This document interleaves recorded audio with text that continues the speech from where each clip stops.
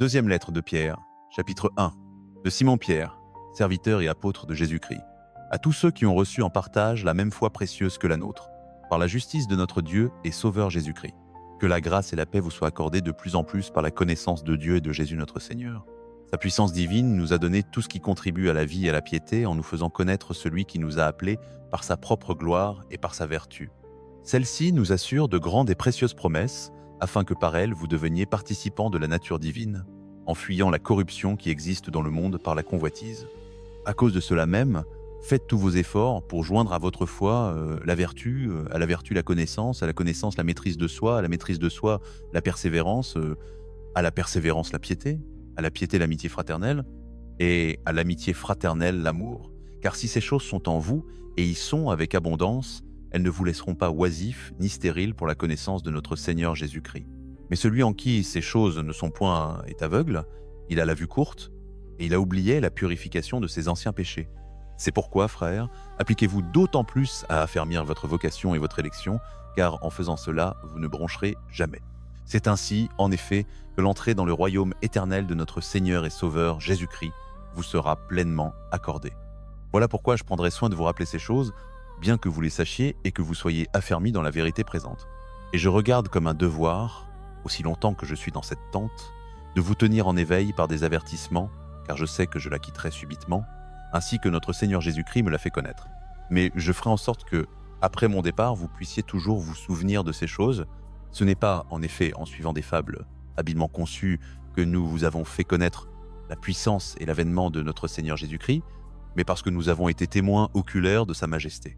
Car il a reçu de Dieu le Père honneur et gloire, quand la gloire magnifique lui fit entendre une voix qui disait « Celui-ci est mon Fils bien-aimé, en qui j'ai mis toute mon affection. » Et nous avons entendu cette voix venant du ciel, lorsque nous étions avec lui sur la sainte montagne. Et nous tenons pour d'autant plus certaine la parole prophétique, à laquelle vous faites bien de prêter attention, comme à une lampe qui brille dans un lieu obscur, jusqu'à ce que le jour vienne apparaître et que l'étoile du matin se lève dans vos cœurs.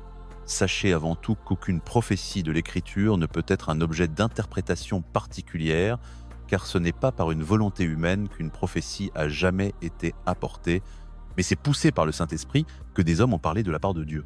Chapitre 2. Il y a eu parmi le peuple de faux prophètes, et il y aura de même parmi vous de faux docteurs, qui introduiront des sectes pernicieuses, et qui, reniant le maître qui les a rachetés, attireront sur eux une ruine soudaine. Plusieurs les suivront dans leur dissolution, et la voie de la vérité sera calomniée à cause d'eux par cupidité. Ils vous exploiteront au moyen de paroles trompeuses. Mais depuis longtemps, leur condamnation est en marche et leur ruine ne sommeille point. Car si Dieu n'a pas épargné les anges qui ont péché, mais les a précipités dans les abîmes de ténèbres et les a réservés pour le jugement, s'il n'a pas épargné l'ancien monde, mais s'il a sauvé Noé, le huitième, ce prédicateur de justice, lorsqu'il fit venir le déluge sur un monde d'impies, s'il a condamné à la destruction et réduit en cendres les villes de Sodome et de Gomorrhée, les donnant comme exemple aux impies à venir, et s'il a délivré le juste Lot, profondément attristé de la conduite de ces hommes sans frein dans leur dérèglement, car ce juste, qui habitait au milieu d'eux, tourmentait jour après jour son âme, juste à cause de ce qu'il voyait et entendait de leurs œuvres criminelles, le Seigneur sait délivrer de l'épreuve les hommes pieux et réserver les injustes pour être punis au jour du jugement, ceux surtout qui vont après la chair dans un désir d'impureté et qui méprisent l'autorité. Audacieux et arrogants, ils ne tremblent pas en injuriant les gloires, tandis que les anges, supérieurs en force et en puissance, ne portent pas contre elles de jugement injurieux devant le Seigneur. Mais eux, semblables à des brutes sans raison, nés pour être prises et détruites, ils parlent injurieusement de ce qu'ils ignorent et ils périront par leur propre corruption, recevant ainsi le salaire de leur iniquité. Ils trouvent leur plaisir à se livrer à la débauche en plein jour. Hommes tarés et souillés, ils se délectent dans leur tromperie en faisant bonne chère avec vous. Ils ont les yeux pleins d'adultère et insatiables péchés, ils amorcent les âmes mal affermies, ils ont le cœur exercé à la cupidité, ce sont des enfants de malédiction.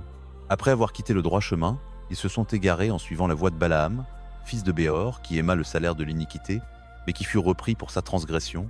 Une ânesse muette, faisant entendre une voix d'homme, arrêta la folie du prophète. Ces gens sont des sources sans eau, des nuées chassées par la tempête, et l'obscurité des ténèbres leur est réservée. Avec des discours enflés de vanité, ils amorcent par les convoitises de la chair, par les dissolutions, ceux qui venaient à peine d'échapper aux hommes qui vivent dans l'égarement. Ils leur promettent la liberté, quand ils sont eux-mêmes esclaves de la corruption, car chacun est esclave de ce qui a triomphé de lui. En effet, si, après s'être retirés des souillures du monde par la connaissance du Seigneur et Sauveur Jésus-Christ, ils s'y engagent de nouveau et sont vaincus, leur dernière condition est pire que la première. Car mieux valait pour eux n'avoir pas connu la voie de la justice que de se détourner, après l'avoir connu, du saint commandement qui leur avait été donné. Il leur est arrivé, ce que dit un proverbe véritable, le chien est retourné à ce qu'il avait vomi et la truie lavée s'est vautrée dans le bourbier. Chapitre 3. Bien-aimés, c'est déjà la seconde lettre que je vous écris.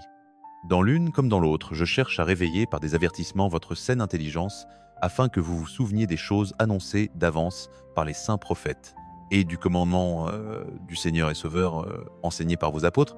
Sachez avant tout que, dans les derniers jours, il viendra des moqueurs avec leurs railleries, marchant selon leur propre convoitise, et disant où est la promesse de son avènement. Car depuis que les pères sont morts, tout demeure comme dès le commencement de la création. Ils veulent ignorer, en effet, que des cieux existèrent autrefois par la parole de Dieu, de même qu'une terre tirée de l'eau est formée au moyen de l'eau, et que, par ces choses, le monde d'alors périt, submergé par l'eau, tandis que, par la même parole, les cieux et la terre d'à présent sont gardés et réservés pour le feu, pour le jour du jugement et de la ruine des hommes impies. Mais il est une chose, bien-aimés, que vous ne devez pas ignorer, c'est que, devant le Seigneur, un jour est comme 1000 ans, et 1000 ans sont comme un jour.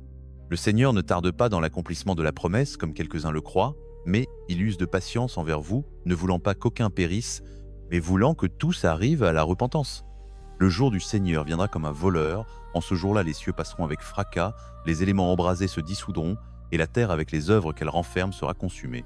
Puisque donc toutes ces choses doivent se dissoudre, quelles ne doivent pas être la sainteté de votre conduite et votre piété, tandis que vous attendez et hâtez l'avènement du jour de Dieu, à cause duquel les cieux enflammés se dissoudront et les éléments embrasés se fondront. Mais nous attendons, selon sa promesse, de nouveaux cieux et une nouvelle terre, où la justice habitera. C'est pourquoi, bien-aimés, en attendant ces choses, appliquez-vous à être trouvés par lui sans tache et irrépréhensibles dans la paix. Croyez que la patience de notre Seigneur est salut, comme notre bien-aimé frère Paul vous l'a aussi écrit, selon la sagesse qui lui a été donnée. C'est ce qu'il fait dans toutes les lettres, où il parle de ces choses, dans lesquelles il y a des points difficiles à comprendre, dont les personnes ignorantes et mal affermies tordent le sens, comme celui des autres Écritures, pour leur propre ruine. Vous donc, bien-aimés qui êtes avertis, mettez-vous en garde, de peur que, entraînés par l'égarement des impies, vous ne veniez à déchoir de votre fermeté, mais croissez dans la grâce et dans la connaissance de notre Seigneur et Sauveur Jésus-Christ. À lui soit la gloire, maintenant et pour l'éternité. Amen.